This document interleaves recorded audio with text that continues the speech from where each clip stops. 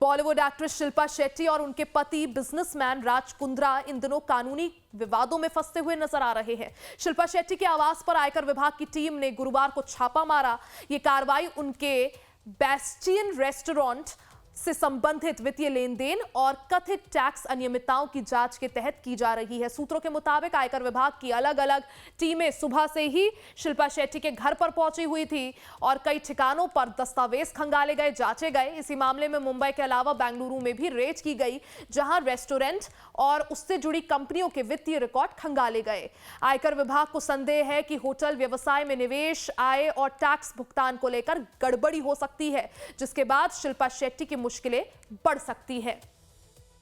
Bollywood actor Shilpa Shetty की एक बार फिर से मुश्किलें बढ़ते हुए इनकम टैक्स की टीम उनके घर पर पहुंची। कई घंटों तक छानबीन की गई। तो शिल्पा राज का विवादों से पुराना नाता है, क्या कुछ पूरी हिस्ट्री है वो भी समझिए। क्यों मुश्किलों में है शिल्पा शेट्टी? देखिए, उनका बेस्टियन हॉस्पिटैलिटी से जुड़ा ये मामला है। कंपनी की को ओनर है शिल्पा शेट्टी। आईपीसी और आईटी एक्ट की धाराओं में उनके खिलाफ केस दर्ज हुआ है।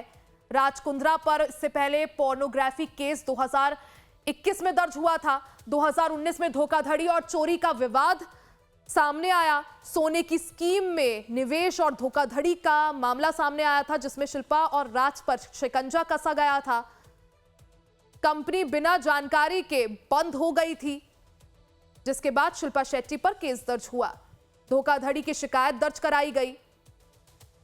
तो शिल्पा शेट्टी और राज कुंद्रा का विवादों से पुराना नाता है। 2025 की बात करें तो 60 करोड़ का फ्रॉड का उन पर आरोप लगा। कारोबारी दीपक कोठारी ने उन पर 60 करोड़ रुपए के फ्रॉड का आरोप लगाया। रकम निजी खर्चों में इस्तेमाल करने का आरोप लगाया गया। साथ ही मुंबई पर एफआईआर दर्ज हुई। ईओडब्ल्यू इस मामले की जांच कर रही है।